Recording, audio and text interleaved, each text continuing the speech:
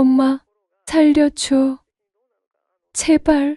새벽 2시 현관문을 미친 듯 두드리는 소리에 잠에서 벌떡 깨 달려나갔습니다. 문을 열자 만삭이 다 된 딸이 맨발에 피범벅이 된 얼굴로 비틀거리며 서 있었습니다. 입술은 터져 있고 뺨에는 선명한 손자국이 찍혀 있었습니다. 딸은 제 얼굴을 보는 순간 두 손으로 배를 감싸며 떨리는 목소리로 말했습니다. 엄마, 혹시 우리 아기한테 무슨 일 생기면 저 어떡해요? 그 말을 다 하지도 못하고 그대로 제 품으로 쓰러졌습니다. 피 묻은 딸의 머리를 부여하는 채 저는 정말 숨이 멎는 줄 알았습니다. 그때 사위에게서 건방지기 짝이 없는 문자가 도착했습니다. 서윤이 거기 갔습니까? 교육 좀 시켜서 돌려보내세요. 그 순간 피가 거꾸로 솟고 온몸이 떨렸습니다. 저는 낮고 서늘하게 중얼거렸습니다. 교육이라고? 그래, 내가 그렇게 바라던 그 교육. 이제 내가 직접 아주 똑바로 가르쳐 주겠다. 이바구 시작 전에 구독과 좋아요 부탁드리며 끝까지 함께 해주세요.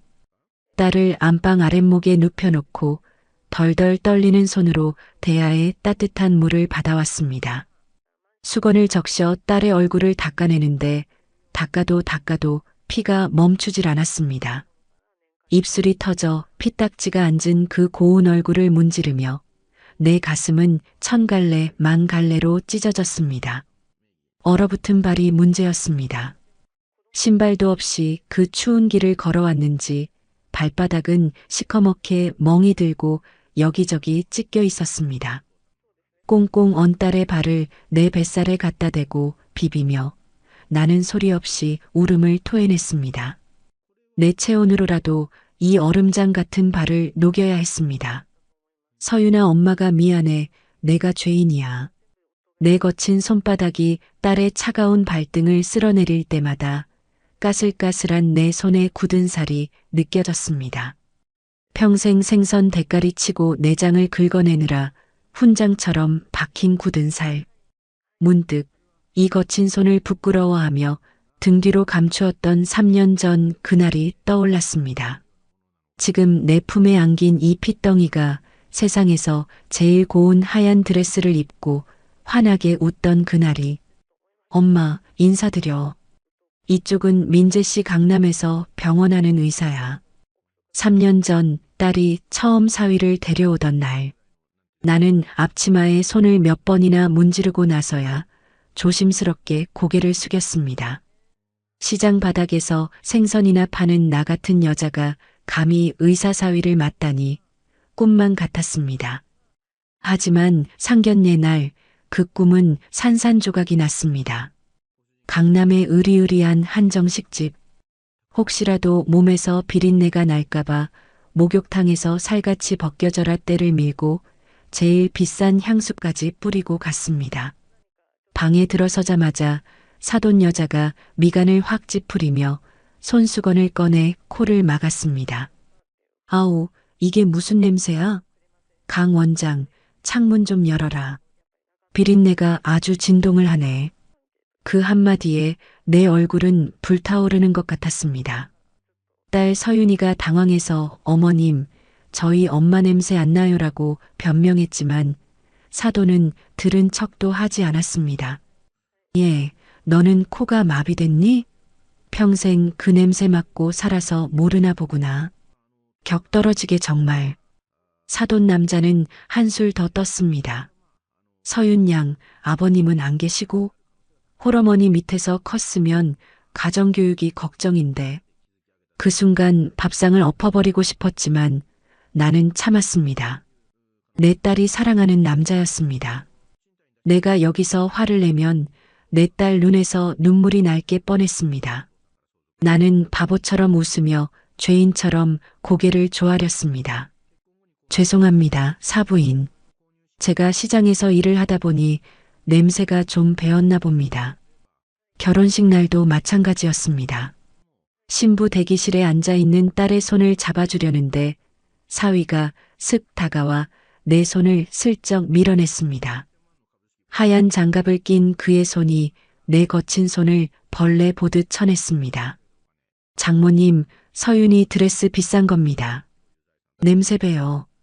그냥 눈으로만 보세요. 그때 알았어야 했습니다. 이놈들은 나를 가족으로 보는 게 아니라 자기들의 깨끗한 세상에 묻은 오물 취급을 하고 있다는 걸. 그래도 나는 돈 봉투를 쥐어주며 비굴하게 웃었습니다. 내가 돈을 주면 내 딸한테는 잘하겠지. 돈 봉투를 받아 챙기며 사위놈이 짓던 그 비릿한 미소. 장모님 감사합니다. 병원 확장에 잘 쓰겠습니다. 그 가증스러운 웃음소리가 내 귓가에 웅웅거리며 맴돌았습니다. 으으. 딸의 고통스러운 신음이 파고들었습니다. 나는 퍼뜩 정신이 들었습니다. 내 배 위에서 딸의 발이 조금씩 따뜻해지고 있었습니다. 하지만 내 가슴속은 여전히 시베리아 벌판처럼 춥고 시렸습니다. 눈앞에 누워있는 딸의 얼굴은 3년 전 그 고운 신부가 아니라 짐승에게 물어뜯긴 상처투성이었습니다. 이불이 살짝 흘러내리며 불러온 배 위로 희미한 멍 자국이 드러났습니다. 세상에 배를 걷어차기라도 한 건가? 어떻게 임신한 아내의 배에 멍이 들게 할 수가 있나? 이건 단순한 부부싸움이 아닙니다. 살인 미수입니다. 나는 떨리는 손으로 이불을 다시 덮어주었습니다. 그리고 바닥에 널브러진 핸드폰을 집어들었습니다. 액정 속에는 아까 읽었던 사위놈의 문자가 여전히 독사처럼 따리를 틀고 있었습니다. 버르장머리 좀 고쳐서 돌려보내세요. 버르장머리. 그래, 누군가는 버르장머리를 고쳐야겠지. 하지만 그게 내 딸은 아닐 거다. 교육? 그래, 너희들이 그렇게 좋아하는 가정교육이 뭔지 내가 보여주마. 나는 딸의 발을 이불 속에 조심스럽게 넣어주고 일어났습니다. 무릎 관절이 뚝 하고 소리를 냈지만 아픈 줄도 몰랐습니다. 장롱문을 열었습니다. 깊숙한 곳, 옷가지들 뒤에 숨겨져 있던 낡은 서류 가방. 아까 홧김에 꺼내놓았던 그 가방을 다시 열었습니다. 지퍼가 뻑뻑해 잘 열리지도 않는 곰팡이 냄새나는 가방. 그 안에서 누렇게 변한 서류 봉투들을 하나씩 꺼냈습니다. 사람들은 모릅니다. 새벽 4시에 장화 신고 나와 하루 종일 생선 내장이나 만지는 자갈치 할매 나영순이 사실은 이 시장 바닥의 주인이라는 것을. 젊은 시절 남편 잃고 악착같이 모은 돈으로 사들인 땅들이, 상가들이 지금 얼마가 되었는지 저 바깥 세상 사람들은 상상도 못할 겁니다. 등기권리증. 그중 하나를 집어들었습니다. 강남구 도곡동 메디컬 빌딩. 사위놈이 목에 깁스하고 거들먹거리는 바로 그 병원 건물입니다. 임대료가 밀려도 사정 봐주며 기다려줬던 그 마음씨 좋은 건물주 할머니가 바로 나라는 걸 강서방 너는 꿈에도 모르겠지. 내가 매달 꼬박꼬박 입금하던 그 임대료가 사실은 내 장모 통장으로 들어오고 있었다는 걸 알면 내 표정이 어떨까? 그리고 또 하나. 사돈 여자가 뻔질나게 드나드는 그 명품관이 들어선 상가 건물. 그것도 내 것입니다. 거기서 VIP 대접받으며 갑질하는 꼴을 볼 때마다 당장 쫓아내고 싶었지만 딸을 봐서 참았습니다. 하지만 이제는 참을 이유가 없습니다. 나는 서류들을 방바닥에 쫙 펼쳐 놓았습니다. 마치 전쟁터에 나가는 장수가 무기를 점검하듯 하나하나 손으로 짚어보았습니다. 손끝에 닿는 종이의 감촉이 차갑고 날카롭습니다. 이 종이 몇 장이면 너희들의 그 잘난 콧대와 위선을 단숨에 꺾어버릴 수 있습니다. 딸의 젖은 머리카락을 쓸어 넘겨주었습니다. 열이 오르는지 딸의 이마가 불덩이 같습니다. 물수건을 다시 갈아주며 나는 딸의 귀에 대고 작게 속삭였습니다. 서윤아, 조금만 참아. 엄마가 다 되돌려줄게. 내가 흘린 눈물, 콧물, 피 한 방울까지 돈으로 환산해서 저놈들 뼈와 살을 발라내서라도 다 받아내줄게. 창밖이 푸르스름하게 밝아오고 있었습니다. 늘 나가던 새벽 시장 경매 시간이 다가오고 있습니다. 하지만 오늘은 시장에 가지 않을 겁니다. 장화 대신 구두를 꺼내고 생선 피 묻은 앞치마 대신 장롱 깊숙이 넣어두었던 최고급 정장을 꺼냈습니다. 거울 속에 비친 내 얼굴을 봅니다. 주름진 눈가에 도끼가 서려 있습니다. 생선 장수 나영수는 어젯밤으로 죽었습니다. 이제부터는 수천억 자산가 나영순 회장이 움직일 차례입니다. 핸드폰을 들어 어딘가로 전화를 걸었습니다. 새벽 4시, 곤히 자고 있을 시간이지만 상관없습니다. 돈을 줬으면 밥값을 해야지. 김 변호사, 나다. 자느냐? 수화기 너머에서 당황한 듯한 목소리가 들려옵니다. 아, 회장님. 이 새벽에 무슨 일이십니까? 나는 딸의 얼굴을 다시 한번 바라보며 입술을 깨물었습니다. 입안에서 비릿한 피 맛이 돕니다. 잠 깨라. 오늘 아침부터 바빠질 거다. 내 건물에 새 들어 사는 놈들 중에 아주 질 나쁜 세입자가 하나 있어서 말이야. 네. 갑자기 그게 무슨. 계약 해지 준비해. 내용 증명 띄우고. 그리고 대출금 상환 통보서도 작성하고. 은행장한테는 내가 직접 전화하마. 강서방 병원 대출 당장 회수하라고. 전화를 끊고 나는 주먹을 꽉 쥐었습니다. 3일. 딱 3일만 기다려라. 그 3일 동안 너희가 낄낄거리며 내 딸 흉을 보고 있을 때 나는 너희 목을 조일 올가미를 짤 테니. 해가 중천에 떠서야 딸이 눈을 떴습니다. 부은 눈을 힘겹게 뜨더니 낯선 천장을 보고 흠칫 놀라 몸을 웅크렸습니다. 마치 누군가 또 때릴까봐 잔뜩 겁먹은 강아지처럼. 서윤아, 엄마야. 괜찮아. 제가 황급히 딸의 손을 잡자 그제야 딸의 눈동자에 초점이 돌아왔습니다. 엄마. 갈라진 목소리로 저를 부르더니 딸은 제 가슴에 얼굴을 묻고 오열하기 시작했습니다. 마치 그동안 참았던 눈물을 한꺼번에 쏟아내려는 듯 딸의 울음소리는 짐승의 울부짖음 같았습니다. 한참을 그렇게 울던 딸에게 미움을 쑤어 먹였습니다. 몇 숟가락 뜨지도 못하고 딸은 헛구역질을 했습니다. 입덧이었습니다. 그 모습을 보는데 가슴이 미어지는 것 같았습니다.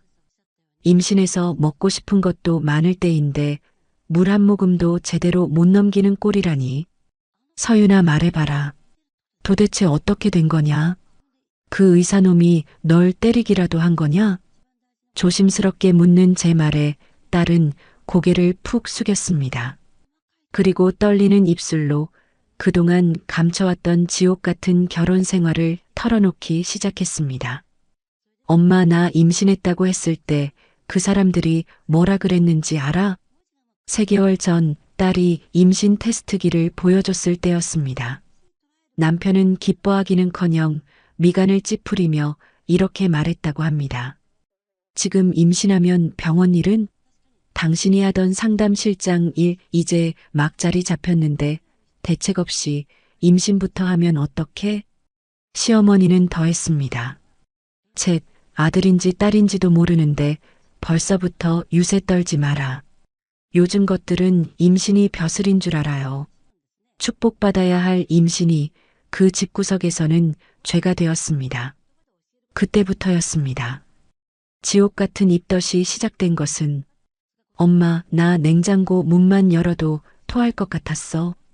밥 짓는 냄새만 맡아도 위액이 올라와서 그래서 밥을 못 차렸어.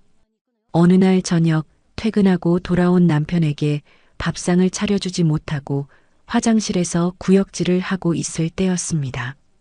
남편이 화장실 문을 쾅 하고 발로 찼습니다. 아, 너 지금 시위하냐? 남편이 하루 종일 밖에서 뼈 빠지게 일하고 왔는데 밥도 안 차려놓고 화장실 처박혀서 뭐 하는 거야? 여보 냄새가 너무 역해서 조금만 기다려줘요.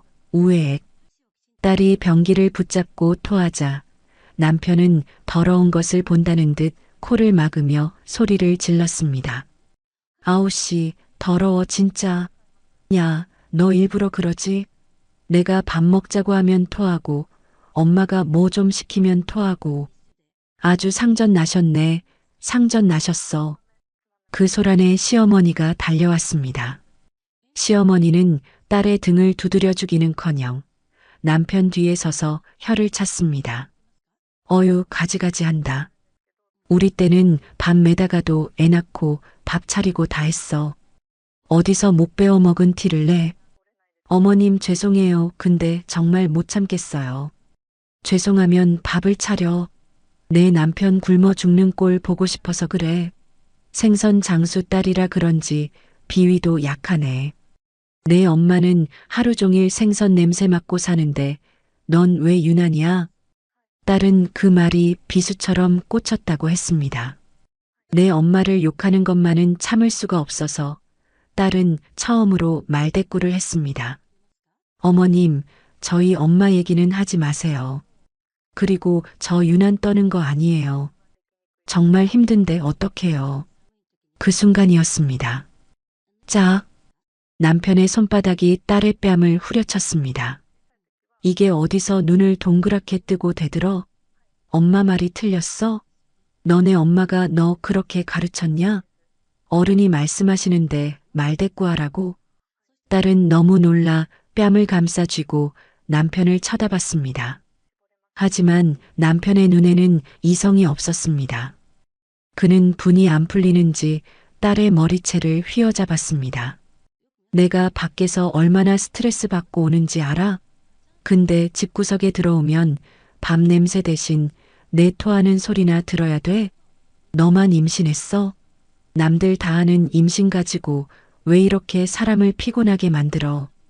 남편은 딸을 거실 바닥으로 내동댕이 쳤습니다. 딸은 배를 보호하려고 웅크렸지만 남편의 발길질은 멈추지 않았습니다. 허벅지, 등, 팔 닥치는 대로 밟아댔습니다. 하지마. 아기 잘못돼. 딸이 비명을 질렀지만 시어머니는 그 모습을 팔짱 끼고 구경만 하고 있었습니다. 오히려 부채질을 했습니다. 그래, 저건 좀 맞아야 정신을 차려. 어디 시어머니 앞에서 눈을 치켰떠? 교육 좀 다시 시켜라, 민재야. 그날 밤 딸은 방구석에 처박혀 소리 죽여 울었습니다. 친정에 가고 싶었지만 엄마 가슴에 못 박을까봐 차마 연락도 못했습니다. 그저 시간이 지나면 괜찮아지겠지, 입덧이 끝나면 괜찮아지겠지 하며 버텼습니다. 하지만 폭력은 한 번으로 끝나지 않았습니다. 그날 이후 남편은 툭하면 손을 올렸습니다. 밥이 질다고 때리고 와이셔츠 다림질이 마음에 안 든다고 때리고 시어머니 말에 대답이 늦다고 때렸습니다. 엄마 나 정말 죽으려고 했어. 베란다에서 뛰어내릴까 몇 번이나 생각했어. 근데 뱃속에서 아기가 발길질을 하는 거야. 살려달라고, 나 좀 살려달라고. 딸의 고백을 듣는 내내 제 손톱은 이불을 뜯어내고 있었습니다. 피가 맺힐 정도로 주먹을 꽉 쥐고 있었습니다. 내 딸이, 내 금쪽 같은 딸이 그런 지옥 속에서 살고 있었다니. 어젯밤 쫓겨난 이유도 기가 막혔습니다. 어제가 시아버지 제사였습니다. 만삭의 몸으로 아침부터 전을 부치고 나무를 묻혔습니다. 기름 냄새 때문에 수십 번을 토하면서도 딸은 제사상을 다 차려냈습니다. 그런데 제사를 지내던 중 딸이 실수로 향로를 엎었습니다. 어지러워서 잠깐 휘청하다가 건드린 겁니다. 그걸 본 시어머니가 소금을 한 바가지 가져와 딸에게 뿌렸습니다. 재수없게 감히 시아버지 제사상을 엎어? 너 부정 탔어. 당장 나가. 내 눈앞에서 썩 꺼져. 그리고 남편은 딸의 멱살을 잡고 현관 밖으로 끌어냈습니다. 엄마 화나셨잖아.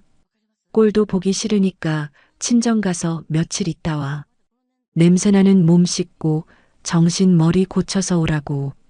그렇게 딸은 내복바람으로 신발도 신지 못한 채 쫓겨난 것입니다.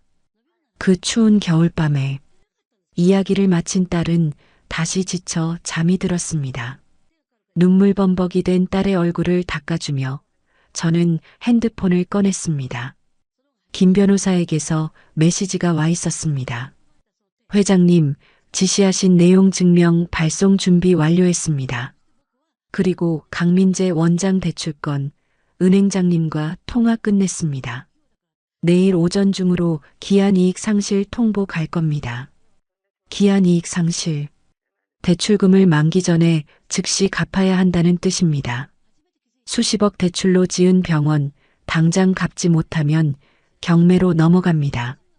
저는 딸의 머리맡에 앉아 조용히 속삭였습니다. 잘 잤어, 서윤아. 이제 악몽은 끝났다. 내일부터는 그놈들이 악몽을 꿀 차례야. 거실로 나가 냉장고에서 생선 한 마리를 꺼냈습니다.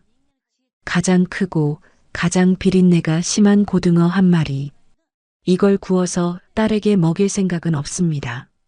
이건 내일 사돈댁에 가져갈 선물입니다. 비린내? 그래, 너희들이 그렇게 싫어하는 그 비린내. 뼛속까지 배게 해주마. 내 딸이 맡았던 피 냄새보다 더 지독하게.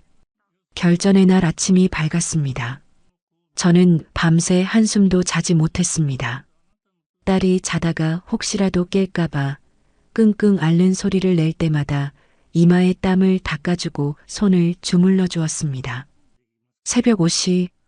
평소라면 시장 경매장으로 나갔을 시간이지만 오늘은 부엌으로 향했습니다.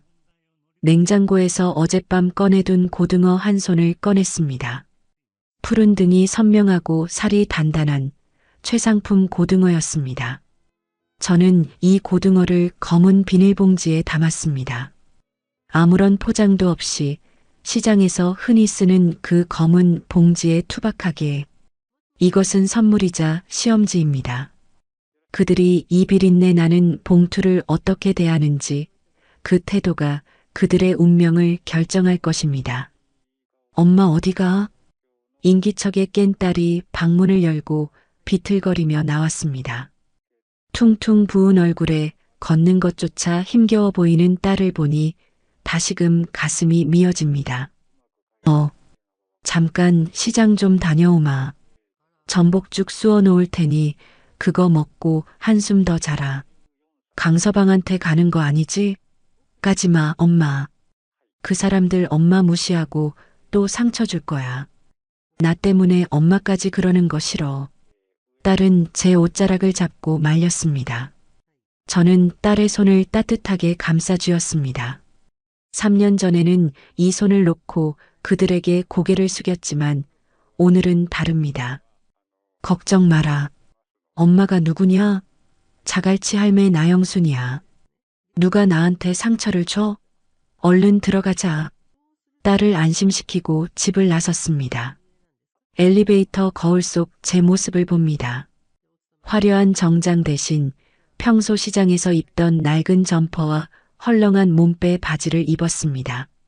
머리도 대충 빗어 넘겼습니다. 완벽한 생선 장수의 모습으로 가야 했습니다.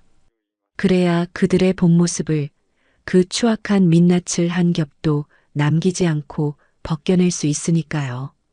지하 주차장 구석. 검은색 대형 세단이 조용히 대기하고 있었습니다. 김 기사가 내려서 뒷문을 열어주려 했지만 저는 손을 저었습니다. 아니다. 오늘은 내 트럭 타고 간다. 회장님, 그래도 사돈댁 가시는데 내 본 모습을 보여주러 가는 게 아니야. 저들이 나를 어떻게 대하는지 그 바닥을 보러 가는 거야. 김 변호사는 준비됐나? 네. 변호인단 꾸려서 대기 중입니다. 회장님 신호만 떨어지면 바로 진입합니다. 좋아. 내가 나올 때까지 대기해. 저는 익숙하게 낡은 트럭 운전석에 올랐습니다. 시동을 걸자 달달달 하는 경운기 같은 소음과 함께 비릿한 생선 냄새가 차 안을 채웠습니다. 이 냄새, 내 딸을 먹여 살리고 내 재산을 만들어준 이 고마운 냄새를 그들은 오물 취급했지요. 강남의 고급 빌라촌. 제 트럭이 들어서자 경비원이 인상을 쓰며 막아섰습니다. 아줌마, 여기 배달 트럭 못 들어와요. 저쪽 화물용 입구로 가요. 아니에요. 여기 천이호 사돈 만나러 왔어요. 천이호? 강 원장님 댁? 에이, 거짓말하지 마시고 차 돌려요. 생선 장수가 무슨 사돈이야. 경비원조차 저를 하대합니다. 아마 평소에 그들이 저를 어떻게 말하고 다녔는지 안 봐도 뻔합니다. 저는 아무 말 없이 사위에게 전화를 걸었습니다. 몇 번 신호가 가고 잠긴 목소리의 사위가 전화를 받았습니다. 여보세요? 아, 장모님. 이 아침에 웬일이세요? 나다.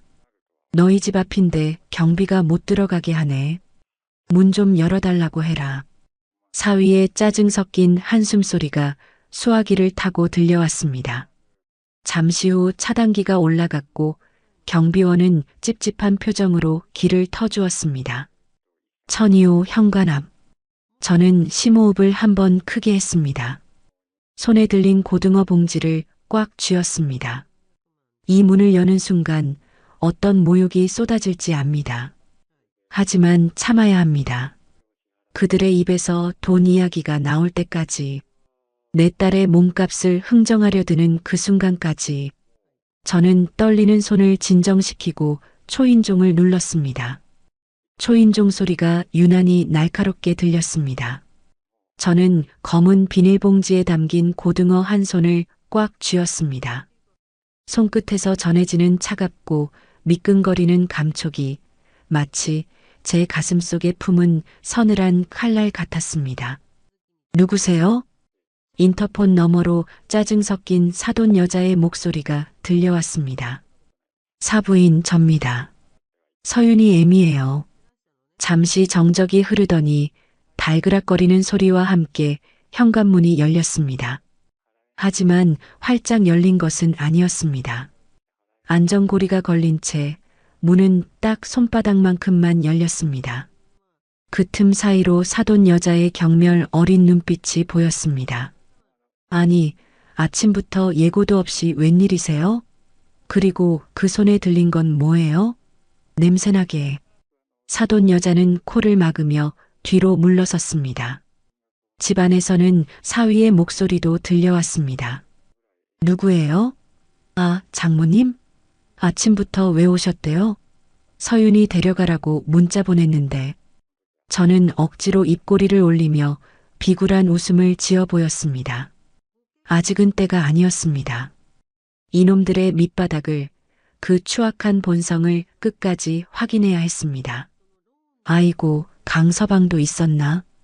내가 우리 서윤이 일로 사과도 할 겸 싱싱한 고등어가 들어와서 좀 가져왔네. 고등어요? 사위가 문틈으로 얼굴을 내밀었습니다. 말끔한 정장 차림의 사위는 제 손에 들린 검은 비닐봉지를 보며 혐오스럽다는 듯 인상을 찌푸렸습니다. 장모님, 저희 집 생선 안 굽는 거 모르세요? 냄새 배면 환기하는데 며칠 걸린다고요. 그리고 서윤이는요? 반성 좀 하고 있습니까? 그렇고 말고. 지금 집에서 싹싹 빌면서 울고 있네. 내가 잘 타일러서 보낼 테니 강서방이 화 좀 푸게. 제 말에 사위의 표정이 조금 풀리는 듯 했습니다. 역시 자기 앞에 기는 사람에게는 한없이 관대한 척하는 놈입니다. 사위는 안전고리를 풀고 문을 열어주었습니다. 하지만 집 안으로 들어오라는 말은 하지 않았습니다. 현관방, 찬바람이 부는 복도에 저를 세워둔 채였습니다. 알겠어요. 장모님 봐서 이번 한 번만 봐드리는 겁니다. 대신 서윤이 올 때 빈손으로 보내지 마세요. 아시죠? 이번에 병원 의료기기 새로 드려야 하는데 자금이 좀 부족해서 기가 찼습니다. 만삭의 아내를 피투성이로 만들어 내쫓아 놓고 그 장모 앞에서는 돈 내놓으라는 소리를 저렇게 뻔뻔하게 하다니. 저는 속에서 올라오는 욕지기를 꾹 누르며 물었습니다. 그럼 얼마나 해가면 되겠나?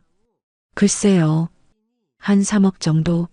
장모님 시장에서 현금 장사하시니까 그 정도는 융통되시죠? 서윤이 다시 받아주는 값이라고 생각하세요. 3억? 제 딸의 몸값이, 아니, 다시 지옥으로 들어가는 입장료가 3억이라는 겁니다. 저는 고개를 끄덕였습니다. 알겠네. 3억 내 마련해 봄세. 대신 이 고등어는 좀 받아주게.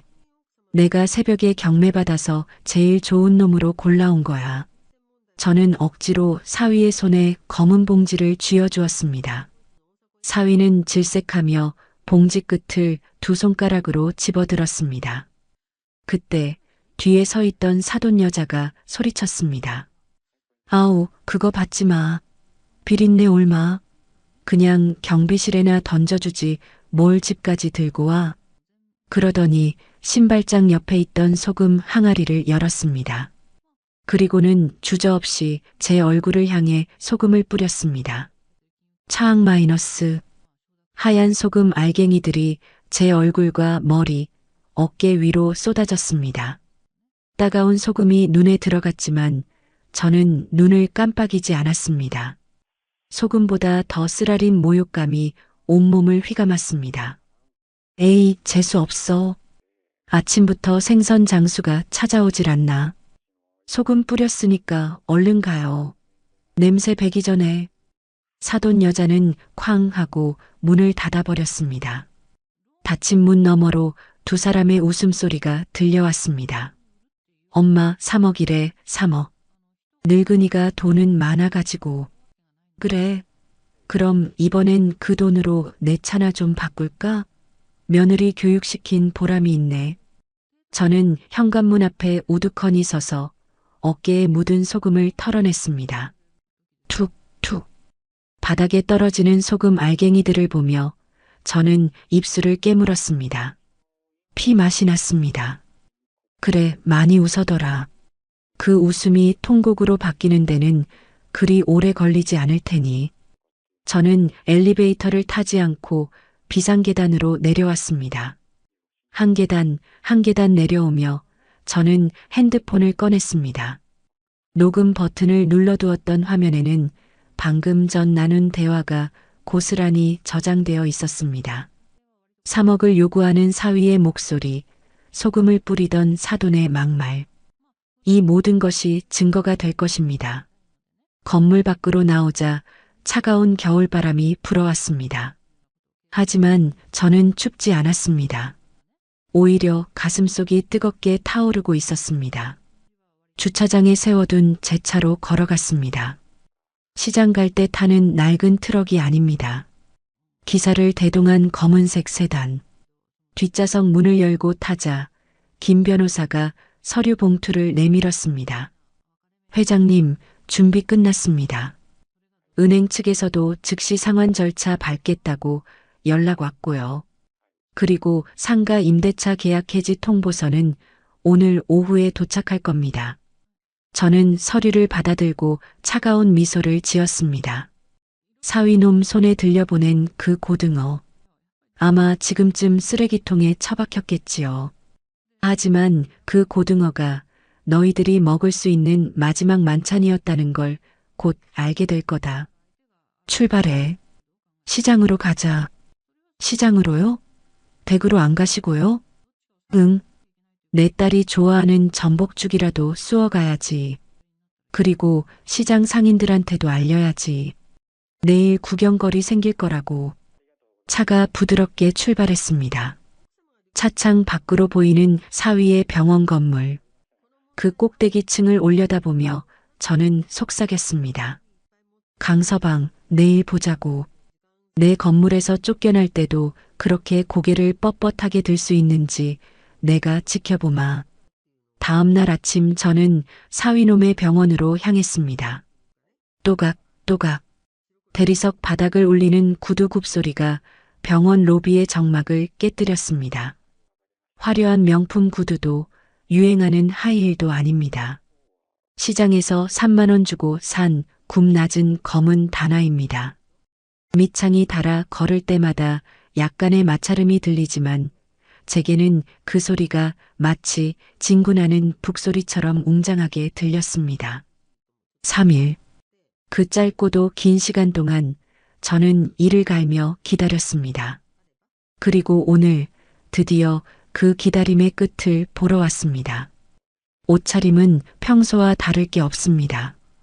오래된 감색 개량 한복에 보풀이 조금 인 회색 카디건, 무릎이 살짝 나온 헐렁한 바지, 손에는 10년도 더 되어 가죽이 해진 낡은 가방을 들었습니다. 하지만 제 뒤에는 검은 양복을 입은 김 변호사와 건장한 법무팀 직원 2명이 그림자처럼 따라붙었습니다. 병원 로비는 한산했습니다. 오전 진료 시간이지만 환자보다 간호사들이 더 많아 보였습니다. 저 멀리 접수대에서 잡담을 나누던 간호사들이 제 모습을 보고 수군거립니다. 저 할머니 또 오셨네? 원장님, 장모님 아니야? 며칠 전에도 오시더니 오늘은 웬 깍두기들을 데리고 오셨대? 몰라, 빚쟁이 아니야? 사위한테 돈 빌리러 온 것 같은데? 그들의 속삭임이 귓가에 스치지만 저는 시선조차 주지 않았습니다. 엘리베이터 버튼을 누르려던 김 변호사를 제지하고 저는 굳이 계단을 택했습니다. 한 계단 한 계단. 제 딸이 이 계단을 오르내리며 얼마나 많은 눈물을 삼켰을지 그 고통을 발바닥으로 느끼며 올라가고 싶었습니다. 2층 원장실 앞. 문이 반쯤 열려 있었고 안에서는 익숙한 웃음소리가 새어나오고 있었습니다. 아들, 그 노인네 돈은 좀 해온대? 3억이면 벤츠 S클래스 뽑고도 남는데. 당연하지. 3일 동안 연락 없는 거 보니까 뻔해. 여기저기 돈 꾸러 다닌다고 정신없을걸? 딸년 다시 받아준다는데 빚을 내서라도 가져와야지. 그래야지. 그 집구석 생선 냄새는 싫어도 돈 냄새는 좋네. 3억 받으면 일단 내 밍크부터 하나 새로 사고. 사돈 여자와 사위놈. 희희낙낙하며 제 딸의 몸값을 제 피 같은 돈을 뜯어낼 궁리를 하며 침을 튀기고 있었습니다. 제 입가에 서늘한 미소가 번졌습니다. 그래, 웃을 수 있을 때 많이 웃어더라. 그 웃음이 얼마나 비싼 대가를 치러야 하는지 곧 알게 될 테니.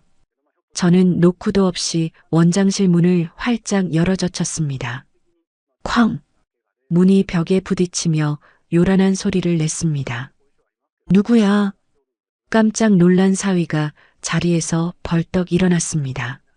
소파에 비스듬히 누워 잡지를 보던 사돈 여자도 눈을 동그랗게 뜨고 저를 쳐다보았습니다. 아니, 장모님? 사위의 눈이 제 낡은 옷차림을 훑어보더니 이내 안도와 경멸이 뒤섞인 웃음을 흘렸습니다. 뭐야, 돈 가져오셨어요? 깜짝 놀랐네.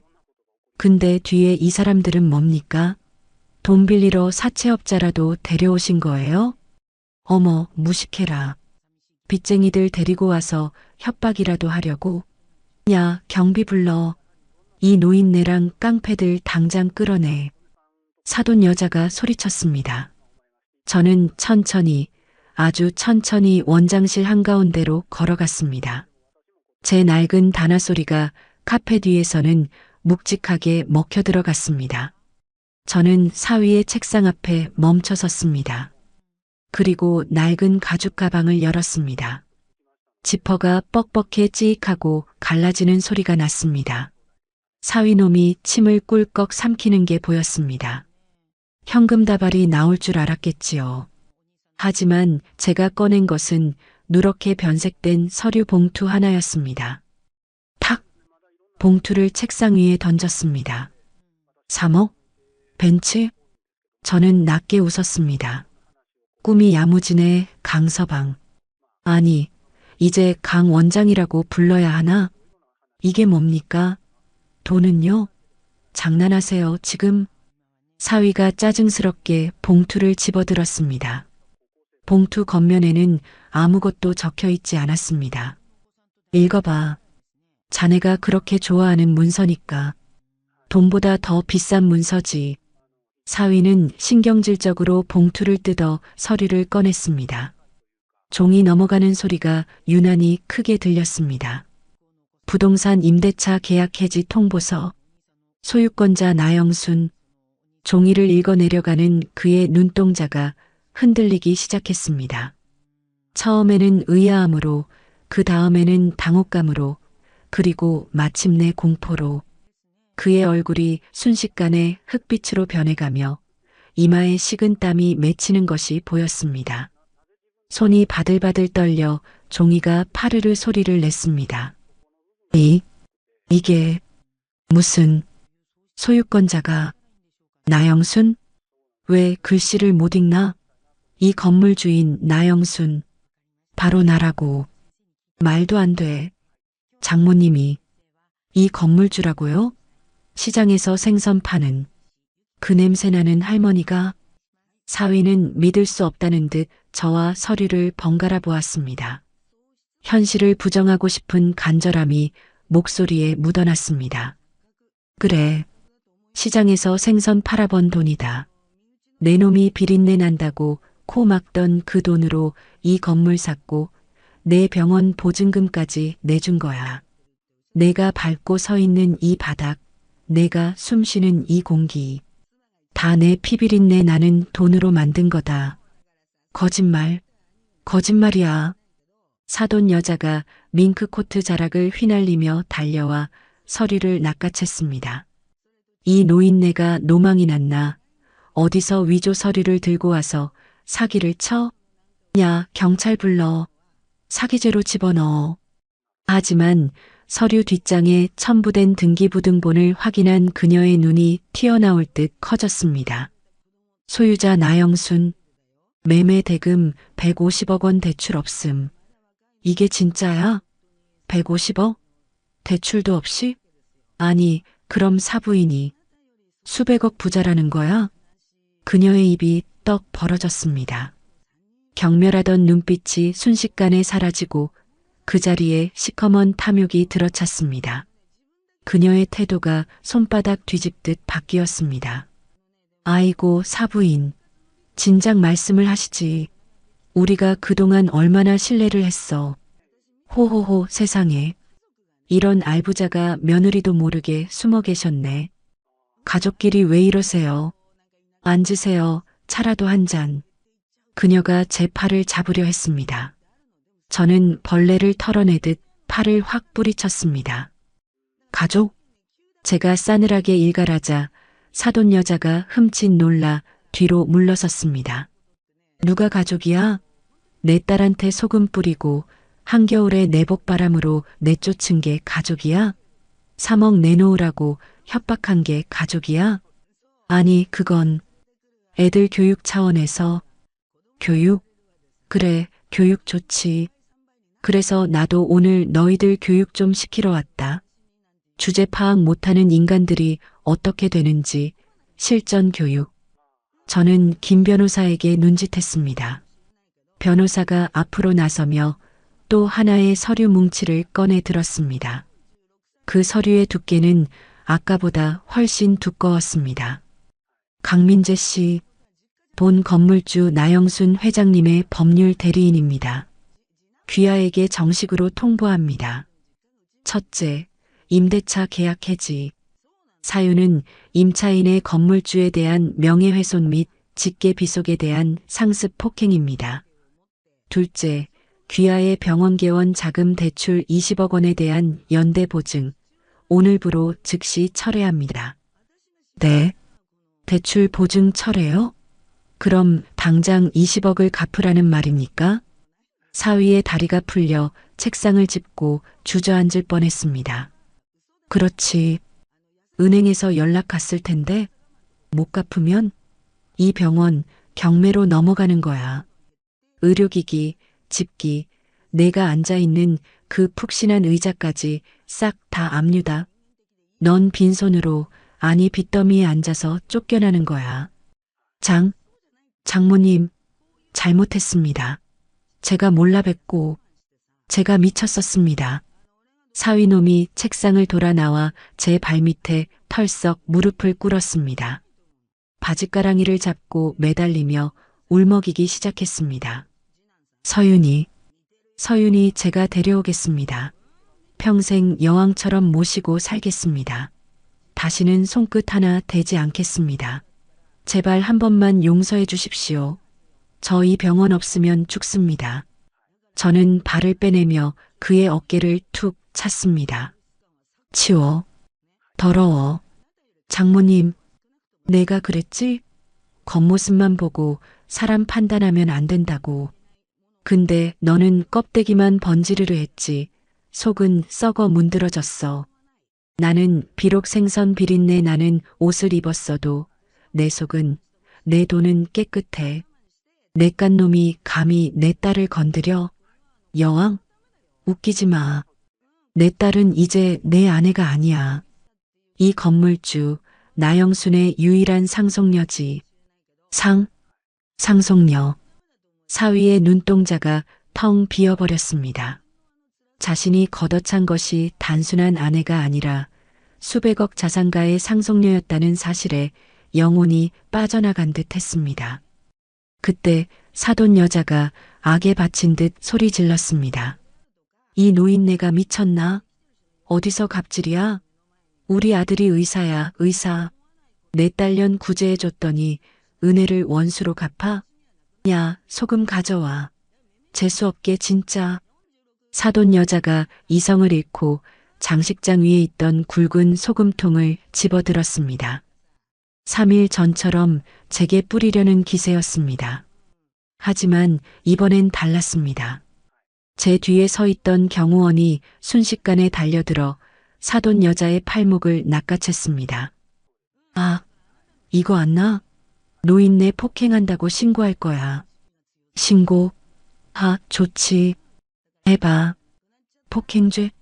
그건 3일 전 내 아들이 내 딸한테 저지른 게 폭행이고, 이건 정당방위야. 그리고 저는 바닥에 흩어진 소금을 낡은 단화굽으로 자근자근 밟았습니다. 으드득, 으드득. 소금 부서지는 소리가 적막한 방 안에 섬뜩하게 울려 퍼졌습니다. 당신도 똑같아. 3일 전에 나한테 소금 뿌렸지?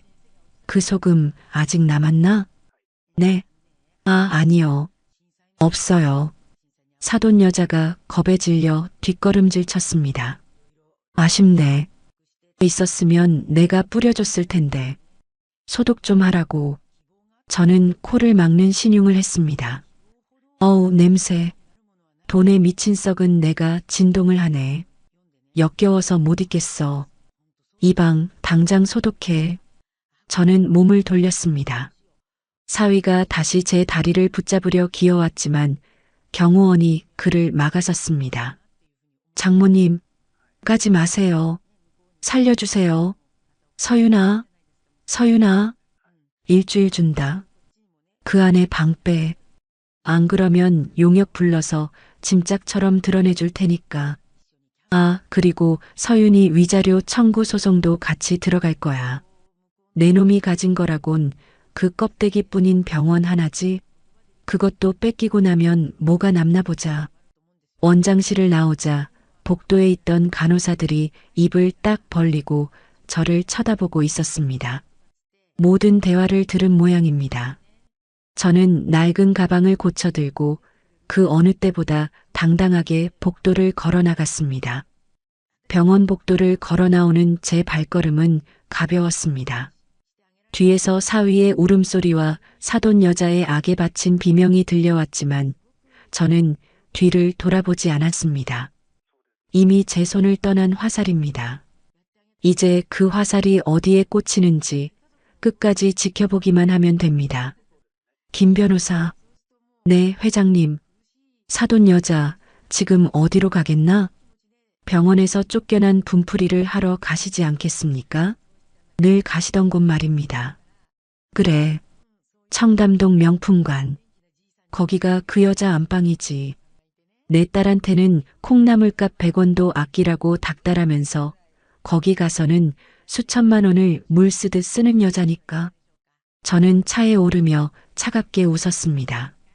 가자. 그 여자의 안방이 사실은 지옥 입구였다는 걸 알려주러. 청담동 명품관 3층 VIP 라운지. 은은한 클래식 음악이 흐르는 이곳은 사돈 여자에게 유일한 도피처였습니다. 방금 전 병원에서 겪은 일은 악몽 같았습니다. 생선 장수가 건물주라니, 150억짜리 건물이 자기 거라니. 그녀는 애써 고개를 저었습니다. 아니야, 말도 안 돼. 그 노인네가 사기를 친 거야. 등기부등본 그거 위조하기 쉽다던데. 분명 가짜야. 그녀는 불안감을 떨치기 위해 일부러 더 거만하게 굴었습니다. 소파에 다리를 꼬고 앉아 무릎을 꿇고 구두를 신겨주는 직원을 내려다보았습니다. 이 직원들이 굽신거리는 모습만이 그녀가 아직 상류층 사모님이라는 것을 증명해주는 유일한 증거였으니까요. 아니, 이게 사이즈가 맞아? 내 발볼이 그렇게 넓어 보여? 매니저, 이거 말고 신상 가져와봐. 지난번에 들어온다는 리미티드 에디션 있잖아. 네, 사모님. 잠시만 기다려 주십시오. 바로 준비해 드리겠습니다. 매니저가 허리를 90도로 굽히며 뒷걸음질 쳤습니다. 사돈 여자는 찻잔을 들었지만 손이 미세하게 떨리고 있었습니다. 그래, 여기서 쇼핑이나 실컷 하고 기분 풀자. 민재가 3억 받아오면 다 해결될 거야. 그깟 노인네가 감히 누굴 협박해?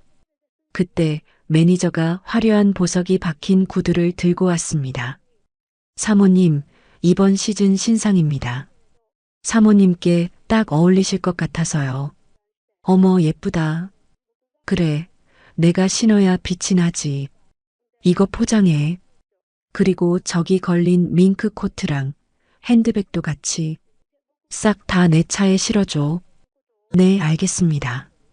결제는 늘 쓰시던 VIP 카드로 도와드리면 될까요? 그래. 일시불로 해. 곧 큰돈 들어올 때가 있거든. 그녀는 카드를 건네며 짐짓 여유로운 척 웃어 보였습니다. 하지만 잠시 후 결제 데스크 쪽에서 삐빅 마이너스 하는 경고음이 울렸습니다. 한 번, 두 번, 세 번. 매니저가 당황한 표정으로 카드를 다시 긁었지만 결과는 같았습니다. 매니저의 얼굴이 사색이 되어 돌아왔습니다. 사모님, 죄송하지만 이 카드는 사용이 불가능합니다. 무슨 소리야? 한도가 남았을 텐데. 내가 쓴 게 얼만데. 한도 문제가 아니라 카드가 거래 정지 상태입니다. 그리고 매니저가 곤란한 표정으로 주변 눈치를 살폈습니다. 전산상의 사모님은 저희 명품관 블랙리스트로 등재되셨습니다. 더 이상 VIP 혜택을 받으실 수 없습니다. 블랙리스트? 너 지금 사람 무시해? 내가 여기서 쓴 돈이 얼만데 감히 블랙리스트야? 점장 나오라고 해. 당장.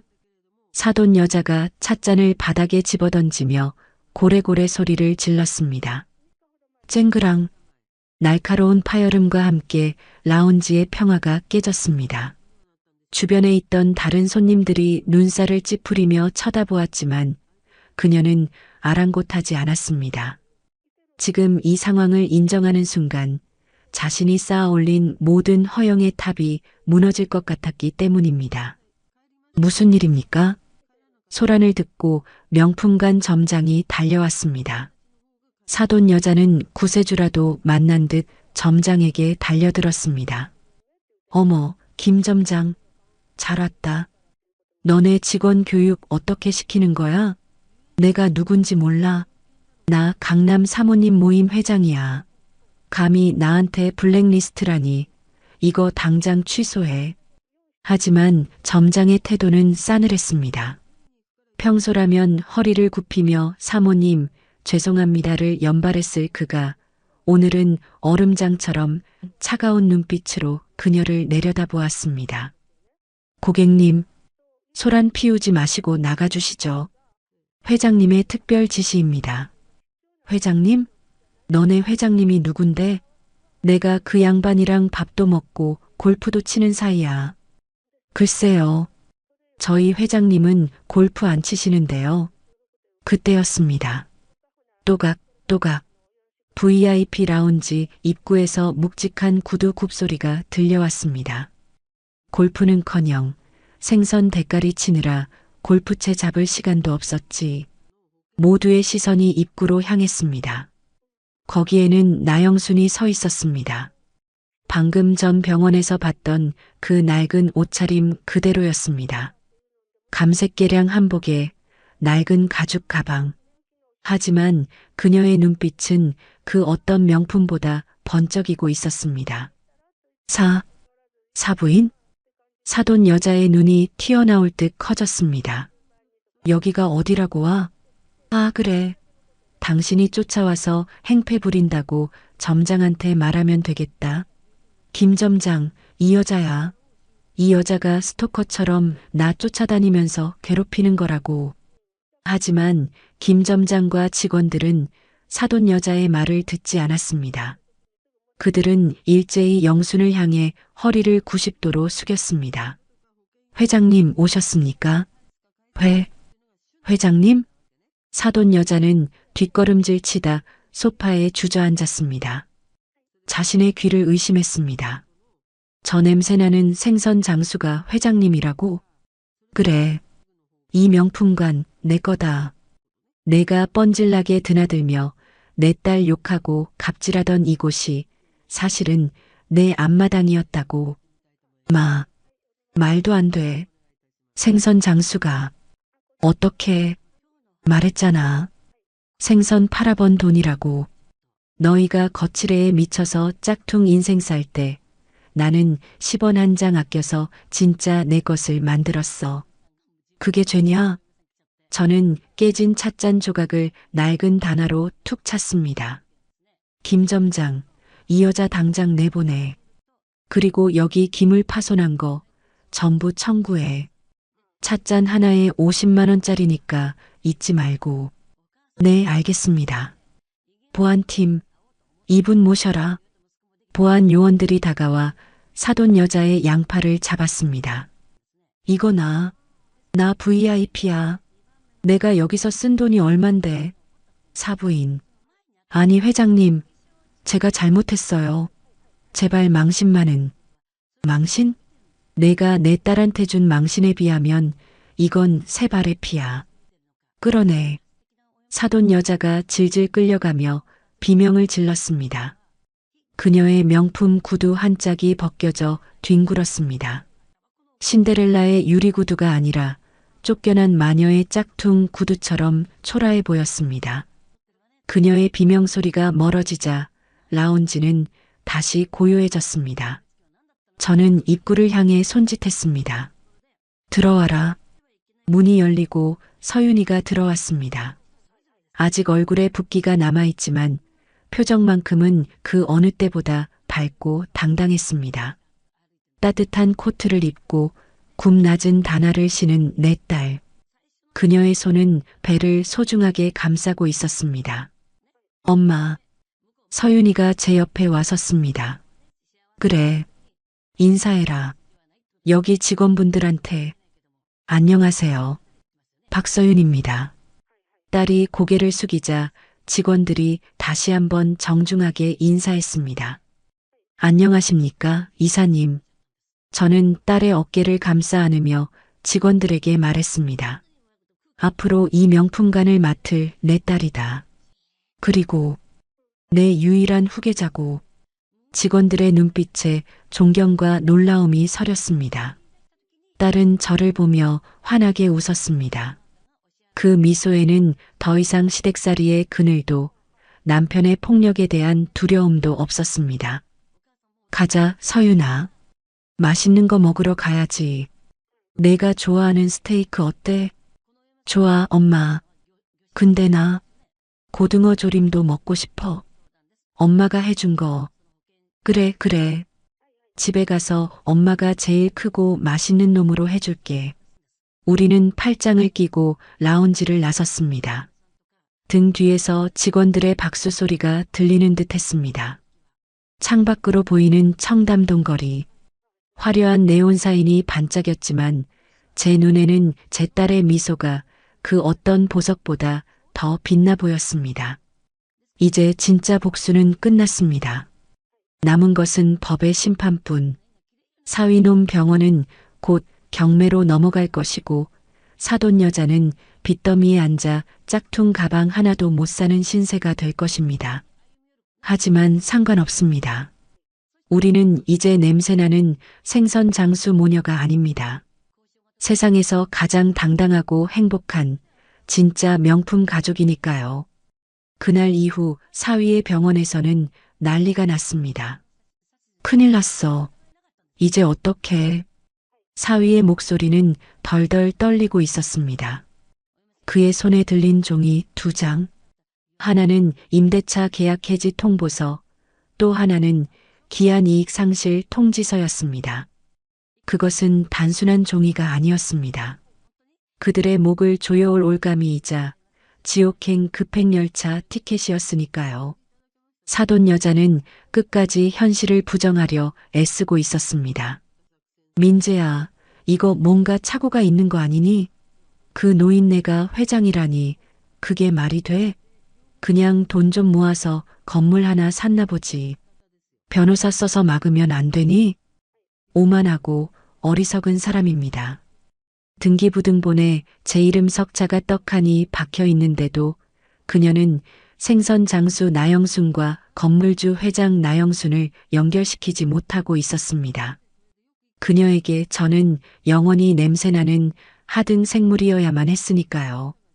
그래야 자신의 그 얄팍한 우월감이 유지될 수 있었을 테니까요. 엄마, 제발 그만 좀 하세요. 등기부등본 봤잖아요. 이 건물 전체가 장모님 명의라고요. 사위가 결국 폭발했습니다. 그리고 은행장이 직접 전화해서 대출금 20억 당장 갚으랍니다. 안 그러면 내일부터 압류 들어온대요. 뭐, 압류? 그럼 우리 병원 문 닫아야 해? 내 명품들은? 집에 있는 건 괜찮지? 집도 담보 잡혀 있잖아요. 병원 망하면 집도 날아가는 거라고요. 우리 길거리에 나앉게 생겼다고요. 그 순간 원장실 전화가 미친 듯이 울려대기 시작했습니다. 따르릉, 따르릉. 마치 화재 경보기처럼 요란하고 날카로운 소리였습니다. 민재가 받지 않자 이번엔 그의 핸드폰까지 진동하며 책상 위에서 춤을 췄습니다. 의료기기 납품업체, 제약회사 영업팀, 카드사 채권 추심팀, 화면을 가득 채우는 독촉 전화들. 그것은 그들의 몰락을 알리는 장송곡이었습니다. 아, 다 꺼져. 꺼지라고. 민재는 비명을 지르며 핸드폰을 벽에 집어던졌습니다. 박살난 액정 파편이 사방으로 튀었습니다. 하지만 벨소리는 멈추지 않았습니다. 부서진 전화기 너머로 그들의 파멸은 끈질기게 울려 퍼지고 있었습니다. 그리고 얼마 지나지 않아 강남의 그 으리으리하던 고급 빌라 현관문에는 붉은 딱지들이 덕지덕지 붙었습니다. 법원 집행관들이 들이닥친 집안은 말 그대로 아수라장이었지요. 사돈 여자가 아끼던 이탈리아제 소파, 수입 크리스탈 샹들리에, 민재가 자랑하던 골프채 세트, 그 모든 것에 붉은 딱지가 붙었습니다. 그 붉은색은 마치 3일 전 제가 입었던 낡은 한복 색깔처럼 선명하고 잔인했습니다. 이건 내 밍크야. 내가 이탈리아에서 사온 거라고. 어디 감히 손을 대. 사돈 여자가 악을 쓰며 집행관의 팔을 물어뜯을 듯 매달렸습니다. 아주머니, 공무 집행방해로 경찰 부르기 전에 비키세요. 집행관은 그녀를 벌레 보듯 밀쳐냈습니다. 채무 불이행으로 인한 정당한 압류 절차입니다. 채무 불이행? 내가 안 갚는데? 내 사돈이 건물주야. 너네 이러는 거 나 회장님이 알면 다 잘려. 아직도 제 이름을 팔아먹으려 하다니. 기가 차서 헛웃음이 나올 지경이었습니다. 집행관이 비웃으며 대꾸했습니다. 그 건물주 회장님이 직접 신청하신 강제 집행입니다. 모르셨어요? 사돈 여자의 눈동자가 텅 비어버렸습니다. 그제야 깨달았을 겁니다.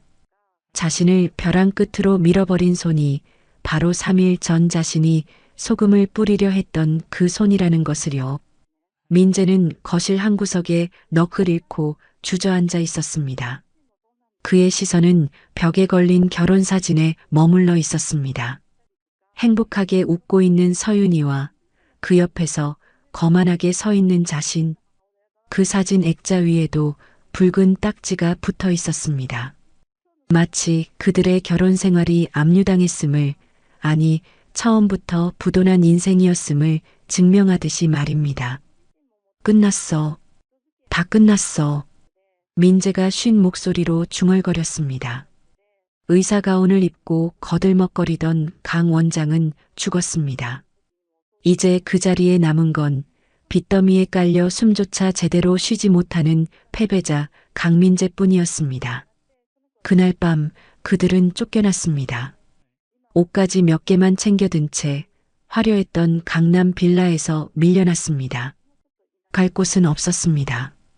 카드는 정지됐고 통장은 묶였고 친구들은 전화를 피했습니다. 돈 냄새 맡고 몰려들었던 파리떼들은 썩은 내가 진동하자 가장 먼저 날아가 버렸으니까요. 차가운 가을바람이 부는 거리. 그들은 처음으로 알았을 겁니다.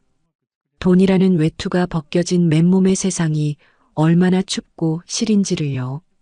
제 딸 서윤이가 쫓겨났던 그 겨울밤의 추위를 이제야 뼛속 깊이 느끼고 있었을 겁니다. 시간은 잔인하게 그리고 공평하게 흘렀습니다. 어느덧 계절이 바뀌어 늦가을이 되었습니다. 시장에도 찬 바람이 불기 시작했습니다. 상인들은 옷깃을 여미고 좌판 위에 전등을 하나둘 켰지요. 저도 장갑을 낀 손으로 마지막 남은 고등어들을 정리하고 있었습니다. 저는 여전히 이곳이 좋았습니다. 비린내 섞인 바닷바람, 시끌벅적한 흥정소리, 투박하지만 정이 넘치는 상인들의 웃음.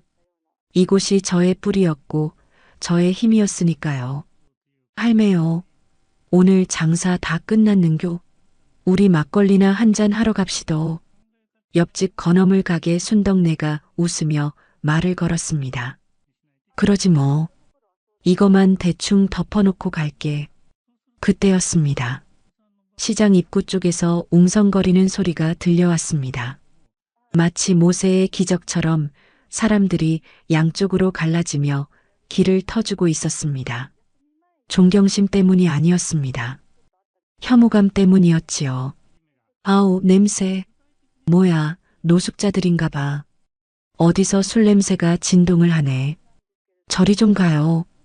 사람들의 멸시 어린 시선을 받으며 두 남녀가 비틀거리며 걸어오고 있었습니다. 남자는 떼국물이 줄줄 흐르는 낡은 패딩을 입었고 머리는 떡이 져 있었습니다. 여자는 다 떨어진 짝퉁 밍크 코트를 걸치고 있었는데 한쪽 발에는 슬리퍼를, 한쪽 발에는 굽부러진 구두를 신고 있었습니다. 기괴하고 처참한 몰골이었습니다. 그들은 강민재와 미경이었습니다. 불과 몇 달 전만 해도 강남 최고급 빌라에 살던 그들이 이제는 시장 바닥의 쥐새끼보다 못한 꼴로 제 앞에 나타난 것입니다. 그들은 오직 한 곳, 제 생선 좌판만을 향해 걸어왔습니다.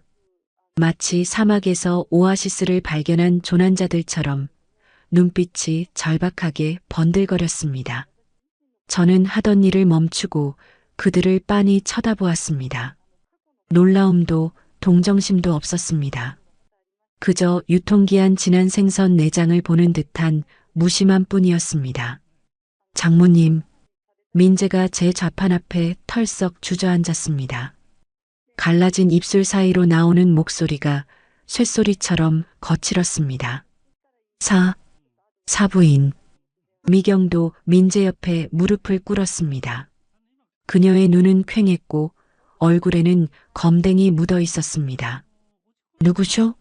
장사 끝났는데. 제가 무미건조하게 내뱉었습니다. 그 한마디가 신호탄이라도 된 듯 민재가 와르르 무너져 내렸습니다. 그는 젖은 시장 바닥에 이마를 쿵 찍기 시작했습니다. 장모님, 잘못했습니다. 제발 살려주십시오. 갈 데가 없습니다. 빚쟁이들이 쫓아오고 3일 동안 물 한 모금 못 마셨습니다. 미경도 엎드려 오열했습니다. 사부인, 내가 죽을 죄를 지었어요. 우리 민재 좀 살려줘요. 얘가 의사 면허도 정지되고 할 줄 아는 게 아무것도 없어요. 시키는 건 뭐든지 다 할게요. 생선 내장이라도 닦으라면 닦을게요. 제발. 그들은 제 장화신은 발을 붙잡고 매달렸습니다. 그토록 더럽다고 혐오하던 그 비린내 나는 장화에 얼굴을 비비고 있었습니다. 눈물과 콧물이 제 장화 위에 범벅이 되었습니다. 주변 상인들이 혀를 차며 수군거렸습니다. 어머, 저 사람들 전에 그 의사 사위 아니야? 꼴이 말이 아니네. 인과응보지, 인과응보. 저는 발을 잡아당겨 그들의 손을 뿌리쳤습니다. 더러웠습니다. 생선 피보다 내장 찌꺼기보다 그들의 눈물이 더 역겨웠습니다. 저는 좌판 위에 있던 칼을 들어 도마를 탕 하고 내리쳤습니다. 그 날카로운 소리에 두 사람이 화들짝 놀라 뒤로 물러났습니다. 마치 목이라도 쳐질까봐 겁먹은 짐승들 같았습니다. 살려달라고? 갈 데가 없다고? 제가 싸늘하게 물었습니다. 얼마 전 만삭의 몸인 내 딸에게 너희는 어떻게 했지? 내 딸을 때리고 내복 바람으로 쫓아내지 않았나? 그때 딸도 살려달라고 빌었어. 그때는 제가 미쳐서. 민재가 변명하려 했습니다. 그래, 미쳤었지. 돈에 미치고 거칠애에 미쳤었지. 근데 이제 와서 제정신이 들었나 보네. 배가 고프니까. 저는 도마 위에 굴러다니던 생선 대가리 하나를 집어들었습니다. 눈알이 풀리고 살이 물러터진 썩기 직전의 고등어 대가리였습니다. 이거 보여? 상품 가치 없는 쓰레기야. 이런 건 아무리 배고파도 밥상에 못 올려. 그냥 버리는 거야. 저는 생선 대가리를 그들 앞이 아닌 옆에 있는 쓰레기통에 툭 던져 넣었습니다. 너희가 딱 이 짝이다. 썩어서 냄새나는 아무짝에도 쓸모없는 폐기물. 내 딸 인생에 다시는 올릴 수 없는 불량품. 장모님, 한 번만, 딱 한 번만 기회를. 민재가 다시 기어오려 했습니다. 꺼져. 내 딸은 이미 너희를 잊었다. 서윤이는 지금 세상에서 제일 행복한 엄마가 됐어. 내 손주 젖 물리면서 너 같은 아비는 기억도 못해. 아니, 기억해서도 안 되지. 저는 좌판 구석에 있던 검은 비닐봉지 하나를 집어들었습니다. 안에는 팔다 남은 약간 상처난 고등어 한 마리가 들어 있었습니다. 저는 그 봉지를 민재의 발치에 툭 던졌습니다. 옛정 생각해서 이거 하나는 주마. 구워 먹든 삶아 먹든 너희 알아서 해. 이게 내가 너희에게 베푸는 마지막 잡이다. 그리고 저는 몸을 굽혀 민재의 눈을 똑바로 쳐다보았습니다. 제 눈빛에 서린 한기에 그가 몸을 떨었습니다. 다신 내 눈앞에 나타나지 마. 그땐 이 칼이 도마가 아니라 다른 걸 치게 될지도 모르니까. 알겠어? 나지막하지만 섬뜩한 경고. 민재와 미경은 더 이상 말을 잇지 못했습니다. 그들은 떨리는 손으로 바닥에 떨어진 비닐봉지를 집어들었습니다. 그토록 싫어하던 비린내 나는 고등어가 지금 그들에게는 유일한 생명줄이었습니다. 그들은 비참함과 수치심에 얼굴을 들지 못한 채 뒷걸음질 쳤습니다. 그리고 도망치듯 시장 골목 어둠 속으로 사라졌습니다. 절뚝거리며 멀어지는 그들의 뒷모습 위로 찬바람이 휑하니 불어갔습니다. 그 바람 속에 섞인 악취가 마침내 사라졌습니다. 할매여, 괜찮는교? 순덕네가 걱정스런 눈으로 다가왔습니다. 저는 고무장갑을 벗으며 깊은 숨을 내쉬었습니다. 가슴 속에 박혀있던 날카로운 가시가 쑥 빠져나가는 기분이었습니다. 시린 바닷바람이 불어왔지만 더 이상 춥지 않았습니다. 오히려 썩은 이가 빠진 자리에 새살이 돋아나듯 시원하고 개운했습니다. 괜찮고 말고 알터니가 쑥 빠졌는데 춤이라도 춰야지 않겠나? 저는 앞치마를 벗어던지고 씩씩하게 외쳤습니다. 자, 순떡아, 막걸리나 마시러 가자. 오늘은 내가 쏜다. 우리 서윤이 순산 기원도 할 겸 거하게 한잔하자고. 저는 뒤도 돌아보지 않고 시장 통로를 걸어갔습니다. 제 발걸음은 그 어느 때보다 가볍고 당당했습니다. 시장 천장 틈으로 붉은 노을이 쏟아져 내리고 있었습니다. 그 노을빛을 온몸으로 받으며 걸어가는 제 얼굴에는 고단한 삶을 이겨낸 승리자의 평온한 미소가 번지고 있었습니다. 세상은 참 공평합니다. 악인은 탐욕이라는 삽으로 스스로 판 구덩이에 빠져 허우적대고 선인은 그 구덩이를 메워 인내와 사랑이라는 꽃을 심으니까요. 내일 아침이면 제 생선 좌판 위에는 다시 싱싱하고 팔딱거리는 희망들이 가득 채워질 것입니다. 그 희망들은 누군가의 밥상에 올라가 힘이 되고 웃음이 되고 내일이 되겠지요. 그리고 제 딸 서윤이의 밥상에는 세상에서 제일 크고 제일 싱싱하고 제일 맛있는 고등어 조림이 올라갈 것입니다.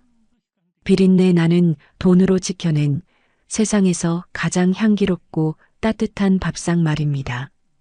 오늘의 이바구는 여기까지입니다. 끝까지 함께 해주셔서 감사드리며 구독과 좋아요 눌러주시면 놀라운 인생 사연들을 누구보다 먼저 무료로 만나보실 수 있습니다.